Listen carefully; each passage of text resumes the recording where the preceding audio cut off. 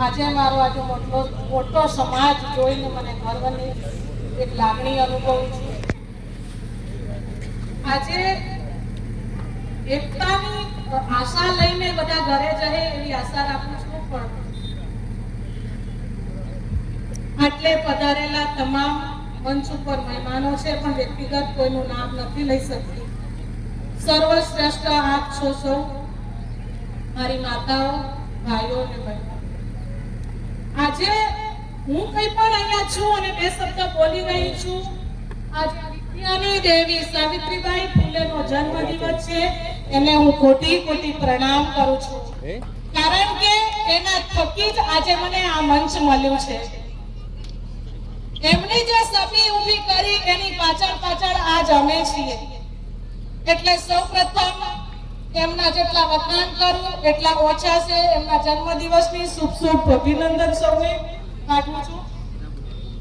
બીજું, મારી બહેનોની વાત કરવી છે. મારી બહેનો ભણવામાં ઉત્સુક છે ખરી, પણ ક્યાંક ગૂંચવાયણીમાં પડી જાય છે. તમે શરૂઆત એવી કરો કે એક સ્ત્રી છું, પણ એક સ્ત્રી કંઈક હું કરી બતાવું એવું પણ કરો. ભાઈઓ તો એમનું જે યોગદાન છે કરે જ છે, પણ એક સ્ત્રી થઈને આપણે પણ કંઈક કરવું છે એ પણ જાતે વિચારવું પડશે.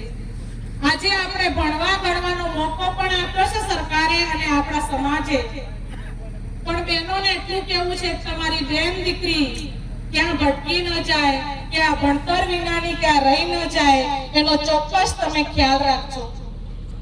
આજે ભણવાનો સમય એવો છે, સ્ત્રીઓનો પહેલા તો એટલો સપોર્ટ પુરુષ વર્ગ ના કરતો, એના પહેરના વડવાઓ ના કરતા, પણ અત્યારે દીકરીઓનું એજ્યુકેશન મને બહુ જ ઉત્તમ લાગે છે. અને જે ભણવું છે અને જેને કંઈક કરવું છે એ તો કરવા તૈયાર જ છે, પણ જેને કંઈ નથી કરવું, પોતાની સભી ખરડાવી છે, એ તો પોતે જવાબદાર છે. અમે તો એટલી સલાહ આપીશું, સમાજ પાછળ ના રહી જાય. સમાજની બેન બેટી દીકરીઓ મારી જેમ પણ આ સ્ટેજ ઉપર આવીને બે શબ્દ બોલે એવું આહવાન કરું છું. મારી દીકરીઓને એટલી વિનંતી છે કે જ્યાં સુધી તમારા ભણતર ઉપર તમે ફોકસ ના કરો, તમે પોતાના પગ ઉપર ઊભી ના થાવ, ત્યાં સુધી સંબંધ વિશે બિલકુલ ના વિચારો. કારણ કે તમે અધૂરા ભણતરમાં ત્યાં જો ત્યાં પણ સપોર્ટ મળતો નથી. ત્યાં પણ સપોર્ટ કરનારા અમુક જ વ્યક્તિ હોય છે, અમુક કોઈ સમય કે એને સમજણ સમજતા નથી. પોતાના પગ ઉપર સક્ષમ થઈ અને બીજાના ઘરે પગ મૂકો તો તમારું જીવન સુમળ અને કોમળ બનશે. બીજું, મારા ભાઈઓને વ્યસન વિશેની વાત આવી હતી. હું કોઈ પાર્ટી અથવા કોઈ પણ વ્યક્તિની વાત નથી કરતી. ઓન્લી ફોર સમાજ. સૌ બીજું સમાજ કોઈને, સર્વ સમાજ આદિવાસી આજે ભેગો થયેલો છે અહીંયા.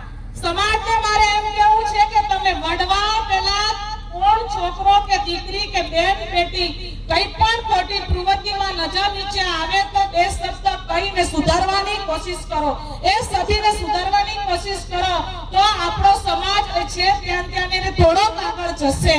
પણ એવું તમારે કરવું જ નથી. તમે જોવો છો પણ બોલવા બી તૈયાર નથી. આપણા સમાજની બેન દીકરીઓ બેટી કે છોકરાઓ આજે નશાના રવાડે કેમ છે, કેમ પાછળ ધકેલતા જશે? આપણે તો એને આગળ લાવવાની વાત કરી રહ્યા છીએ. આપણે એમને આગળ લાવવાના છે. આપણે સપના જોઈએ છે સારા. મારો દીકરો સારું ભણશે તો સારી પોસ્ટ ઉપર સારી નોકરી કરશે, મારી દીકરી સારું ભણશે તો સારી બેન બનશે, એવી આશા અપેક્ષા સાથે આજે આપણે સમાજ સાથે, સમાજ છે તો સર્વોપરી છે. આજે હું પણ સમાજ છે તો હું છું, મારો પરિવાર છે તો હું છું અહીંયા. એટલે હું આટલું તમને સજેસ્ટ એટલા માટે કરું છું કે વ્યસન વેચનારા પણ આપણા છે અને પીવા વાળા પણ આપણા છે. તમે ખુદ એ વ્યસનમાંથી નીકળવાની વાત કરો તો બીજો વ્યક્તિ ખરીદવા ક્યાંથી આવે? ત્યાં આપણા ઘરે. તમારા ધંધા ચાલુ રાખવા છે અને પછી જેને કોઈ વિધવા 30 વર્ષની 20 વર્ષની બેન દીકરી રંડાપવામાં આવે છે, એનું ઘર ચલાવવા કોણ જાય છે? એના પરિવાર છે એને કોણ આપવા જાય છે? આપણી સમાજની મોટા મોટી ભૂલ, તમે દારૂ વેચવાનું, દારૂ ઢાળવાનું બંધ નહીં કરશો તો સમાજ ક્યારે સુધારા પર નહીં આવશે. અને તમારા જેવી આજે કોઈના ઘરે બેન દીકરી લૂંટાણી છે, એનો પતિ મરી જાય, એનો ભાઈ મરી જાય, એનો ભાઈ બંધુ મરી જાય, એ આપણા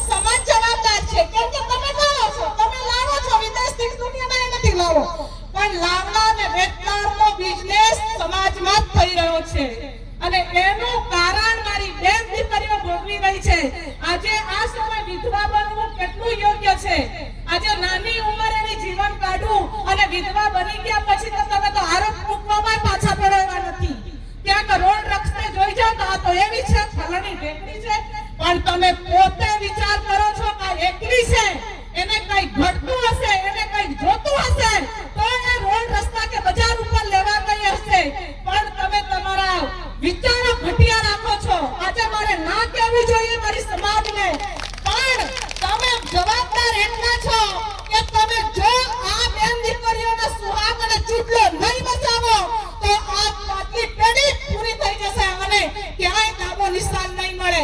બીજું, બેન દીકરીઓ બીજે સાસરે જાય છે એનું કારણ એક છે કે એમાં સમાજના આગેવાનો મોભીઓ, અહીંયા ઘણા મોટા આગેવાનો છે, ઘણા બધા અધિકારીઓ છે, ત્યાં કઈ નિંદ્રામાં છો તમે?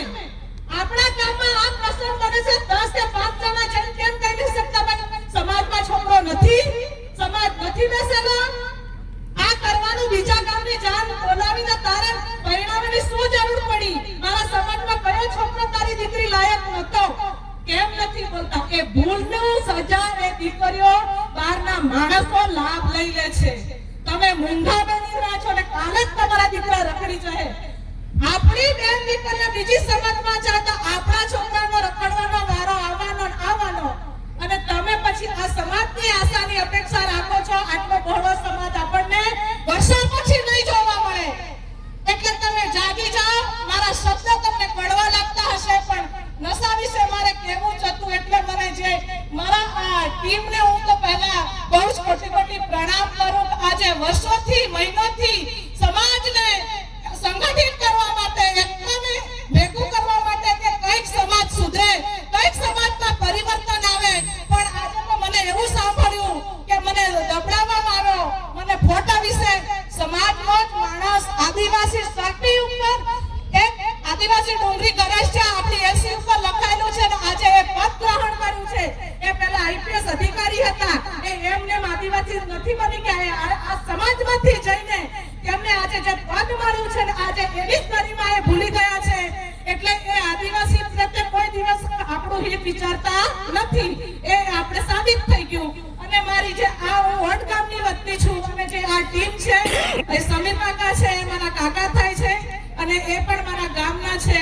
એટલે એ ટીમ જેટલી મહેનત કરી રહી છે એનો રંગ આજે આપણને સૌને દેખાય છે. અહીંયા સમાજને સુધારવા માટેનું કામ છે ને એમને કઈ પગાર કોઈ આપતું નથી, કઈ એ સેલરી લઈને કઈ કામ ધંધા કરતા નથી, પણ તમને એક કરવા માટે, તમને ભેગા રહો. સમાજ શું છે, આદિવાસી શું છે, તમે કેમ લૂંટાઈ રહ્યા છો? તમારા મોઢા આગળ જમીન જંગલ બધું જઈ રહ્યું છે તે છતાં તમે એક થવાનું નામ નથી લેતા.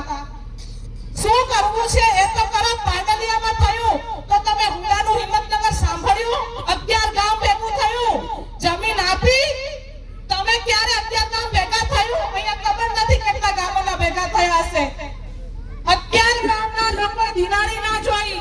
કોઈ દિવસ એવો મનની અંદર મક્કમ વિચાર કરો અમારી જમીન અમે નહીં આપીએ, ગમે અત્યારે સરકાર ઘૂંટણિયા પડી ગઈ છે.